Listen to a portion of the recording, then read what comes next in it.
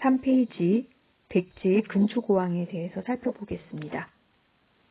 근초고왕은 마한 진한 변한 사망 가운데 마한을 통합했고요. 우리 앞서 살펴보았듯이 고구려의 평양성을 공격해서 고국 원앙을 전사시켰죠. 그리고 중국의 동진과 가야, 일본의 규수 등과 교류했습니다. 여러분 만약에 시험 문제에 한강유역을 차지하고 있는 백제의 지도가 나온다면 그건 근초고왕의 업적을 찾으라는 거예요. 근초고왕의 업적 가운데 또 중요한 게 뭡니까? 가지가 7개 달린 칼, 칠지도, 이걸 외에 하사했다는 거죠. 그리고 만약에 한강유역을 차지하고 있는 고구려의 지도가 나오면 그건 장수왕의 업적입니다. 자, 그리고 백제는 드디어 마침내 이 장수왕의 침략을 받아서 수도를 한성에서 웅진으로 옮겼죠. 그 웅진 시대의 대표적인 왕이 무령왕입니다. 무령왕은 22개의 담로에 왕족을 파견했죠. 왕족이 파견되면 왕권의 도전은 좀 덜하지 않을까요? 같은 왕족이니까. 그래서 지방의 통제를 강화하려고 했고요. 정말 중요한 거 뭡니까? 무령왕. 벽돌무덤. 중국 양나라의 영향을 받아서 만든 벽돌무덤. 이게 무령왕릉이죠. 자, 다음은 백제성왕. 백제성왕은 제가 개인적으로 굉장히 좋아하는 왕입니다. 왜냐하면 성왕은 현실에 안주하려고 하지 않았어요. 새로운 도전을 일삼고 그 도전을 바탕으로 처해 있는 백제를 좀 더 중흥시키고 부흥시키고 강대국으로 만들고자 노력했던 왕이에요. 개척 정신이 있었다고 볼 수 있죠. 그런데도 불구하고 성왕은 자신을 내세우지 않았어요. 저는 그래서 성왕이 굉장히 좋아요.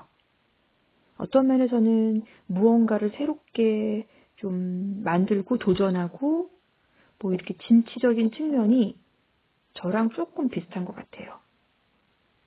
저도 굉장히 많이 부족해요. 근데 그 부족한 가운데 가만히 있지를 않아요. 뭔가를 꼭 하고 싶어요. 그래서 실수도 많이 하지만 그 실수 가운데 얻는 것도 있고 바로 그런 면에서 성왕이 굉장히 저는 좋아요. 사람들이 백제는 많이 모르고 있잖아요. 고구려와 신라는 그래도 많이 알려져 있지만 저는 그렇게 숨어있는 백제의 이야기를 좀 여러분들한테 많이 들려드리고 싶어요. 그래서 일단 시험이 끝나고 나면은 검정고시가 끝나고 나면 성왕 이야기, 의자왕 이야기, 백제 무왕 이야기 많은 이야기들을 제가 영상을 보면서 여러분들에게 들려드리고 싶어요. 그리고 여러분 제 유튜브의 이 제목이 문카역하잖아요. 왜 문카역한지 여러분 혹시 아세요? 바로 문화 카페 앤드 역사 카페의 준말입니다. 일단 제 유튜브에는 국어와 그 다음에 역사에 관한 이론적인 것들이 지금 현재는 주를 이루고 있어요. 왜냐하면 지금 현재는 그게 급하니까. 그러나 제 내면적으로는 정말로 여기에 올리고 싶은 건 뭐냐면요.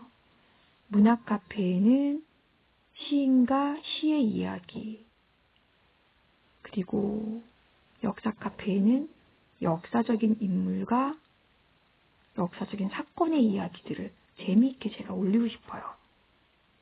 또한 문학 카페에는 제가 쓴 시 있잖아요. 제가 어떠한 생각으로 어떠한 배경 속에서 이 시를 썼는지 그리고 이 시에 쓰인 표현법은 뭔지 이런 것들을 올리고 싶어요. 여러분 그 역사적인 사건과 인물 이야기는 제가 간혹 가다가 학교에서 설명할 때 한 적은 있을 거예요. 성왕 이야기도 조금 한 것 같고, 그리고 그 지증왕 이야기도 했고요. 정조 이야기를 좀 많이 했죠. 이런 것들 제가 재미있게 시험 일단 끝나고 나면은 정리해서 제가 읽은 책들도 여러 가지로 많이 올릴 거예요. 그런 생각은 지금 굉장히 가득해요. 그런데 지금 현재는 여러분들 시험 잘 보게 하는 것과 그리고 제가 개인적으로 만나고 있는 친구들을 대면하지 못하니까 그들에게 이론적인 국어를 전달해 주는 거, 이게 정말 중요하니까 현재로서는 제가 정말로 하고 싶은 걸 잠깐 보류하고 있어요. 그러나 꼭 할 겁니다. 진짜 할 겁니다. 이렇게 도전을 한다는 측면이 제가 성왕을 조금 닮았어요.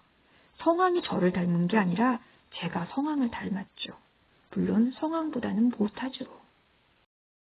자, 백제의 성왕의 업적을 알아보겠습니다.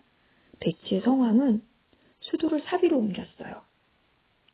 그 전에 백제의 수도는 어디였나요? 웅진이었죠. 근데 왜 사비로 옮겼을까요? 웅진 귀족의 세력이 너무 강했어요.